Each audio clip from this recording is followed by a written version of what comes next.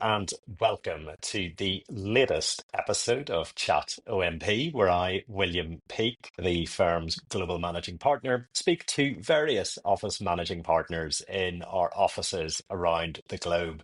And I am delighted this month to be joined by Carolynn Vivian, who is our office managing partner in Cayman. Carolynn, how are you?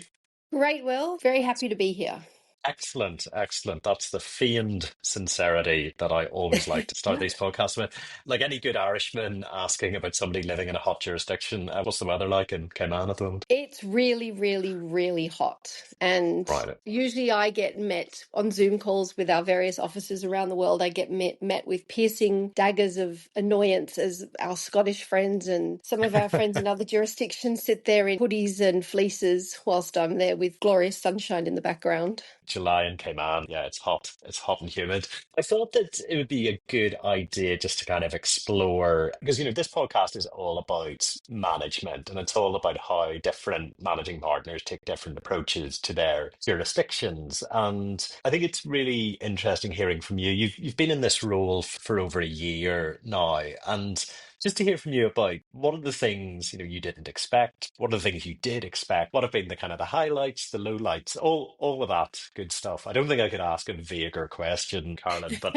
how does that sound as a starter for 10? Yeah, no, there's been all of those things. There's been difficult things, there's been easier things, certainly been highlights and certainly been, only one or two lowlights, which is a good thing. One of the key hurdles, I would say, that I've learned very quickly, and obviously still learning as anyone Mm, would be, and it's mm, quite an interesting management perspective that probably lawyers could or law firms could focus a little bit more on, is the fact that lawyers have spent their whole professional lives training to be micromanagers. And clients actually pay lawyers a lot of money to micromanage and to be micromanagers and think about every little tiny detail, especially in today's world when there's so many regulations mhm. and laws and hurdles to get over. So when it comes to managing a law firm and managing an office, managing large teams of people, you can't really be a micromanager. You've really got to take a step back and let your other managers deal with the details and then speak with them. So that's a huge step for a lawyer of 25, 30 years to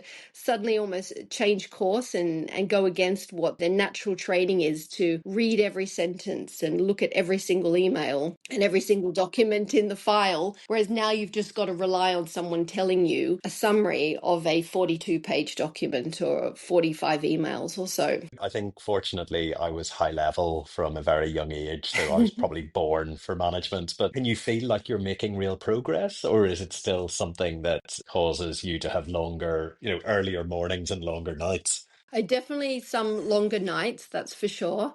I have to remind myself of it, that's for sure. Yeah, It's written on my computer.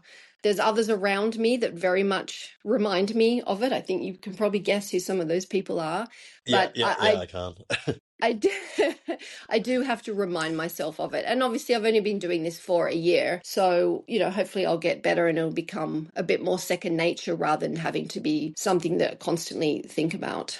Yeah, I think definitely from my perspective, the big challenge was just making decisions constantly to make sure things were being progressed. And that was just absolutely critical to making sure that things were moving efficiently. What have been the highlights of the role as well? The thing that I found easier than I thought, that's for sure, was passing on all this knowledge to the younger Mm, lawyers and the mm. trainees. And we've got a whole bunch of interns. It's actually quite funny. I walked into the room the other day with some of the interns and I looked around and I literally think I may have read most of them in that room stories at their houses when they were probably 5 or 6 years old, because I know all their parents. So I had a moment of feeling particularly old. But, I did suddenly realize I've been working in law firms for over 30 years. I started Yeah. in the mid 1990s and I've seen a lot of events and activities. And you've been in Cayman for, I know, when did you move to Cayman? Yeah, beginning of 2008. Yeah, Yeah. that's a long stint. And, it's very much your home. And, that story of the interns. What a real way Yeah. of recognizing that. There's a few of them. I mean, I can remember, helping them or giving them a lift home because their mum was running late or something like that. So It's hilarious. it's quite incredible. We still That's see some of the parents socially, so it's brilliant. yeah. Because that's one of the things about Cayman. I mean, I moved there in 2006, 2007, and I was there for kind of 7 or 8 years, then kind of kept going back, etc. It's a jurisdiction whereby you're managing people, some who have lived there for decades and decades. You are also managing people who may have come out for 2 years to experience, a beautiful island in the Caribbean, etc. And then they end up staying for 20 years, all of those things. What challenges does that present managing such a kind of diverse and far-ranging workforce? Yeah, we've got people from all over the globe, certainly compared to some of the other offices. We've got different Mm, needs and wants and requirements for the Cayman office than we do in some of the other jurisdictions. Like, for example, Cyprus, everyone is from Cyprus and all their yeah, yeah. families are there. It's quite different needs and requirements. Obviously, very lucky that the type of person that moves to Cayman is just inherently very open-minded to the world. I mean, it takes a lot to pack yourself up and move to this tiny little island in the middle of nowhere. So you've really got to want to do it. You've got to go through the whole work permit process, which is not an easy hurdle. You've got medicals, a whole load of forms to get. So you've really got to want to come here and want to come for the experience to actually land on the Yeah. plane. And then, obviously in the office, we've got a huge variety of social activities, and we do encourage people to bring their own culture into those social activities. We now have quite a few, or we've got some South Americans in the office, and they Mm, bring their own different perspective than all the sort of the Kiwis and the Aussies and the English, which is traditionally where people come from in Cayman. In terms of their work, I think it's really important to know what's important, what drives each individual person, mm, because, mm, gone are the days, the old law firm days, where you wake up and your whole drive was to be an equity partner. I think now there's a lot more different roles lawyers can have in a law firm. You're still going to have the people that are driving really hard to be a partner or be an equity partner. mhm, You've also got people that, and you need these lawyers as well, that are happy sitting in their office or happy being at home drafting contracts, mhm. drafting articles, and researching. You've got others that are really love to be out there, pickleball, golf course, conferences, chatting. Obviously, they've also got to do their fair share of their work as well, but they love being around the people.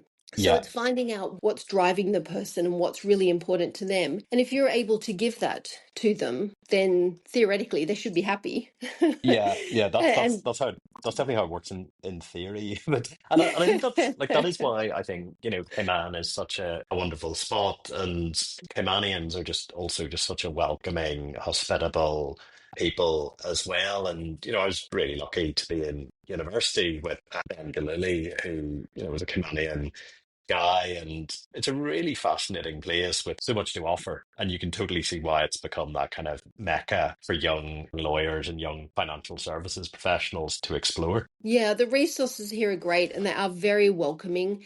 And they're very welcoming of all the different cultures. There was a huge Canada Day party the other week for obviously for Canada Day.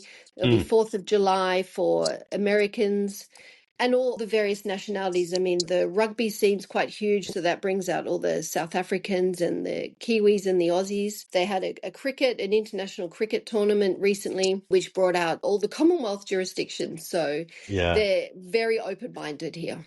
Yeah, it's brilliant. It's been well. Look, Carolyn, thank you so much. We could talk about this for days on end, but the editor, she runs a very tight ship around here, so we have to keep it to around 10 minutes. But really lovely to chat to you as you're on your management journey, and I really look forward to the next episode and checking in with you further on how it's all going. But thank you so much for making the time. Hey, thanks so much for having me.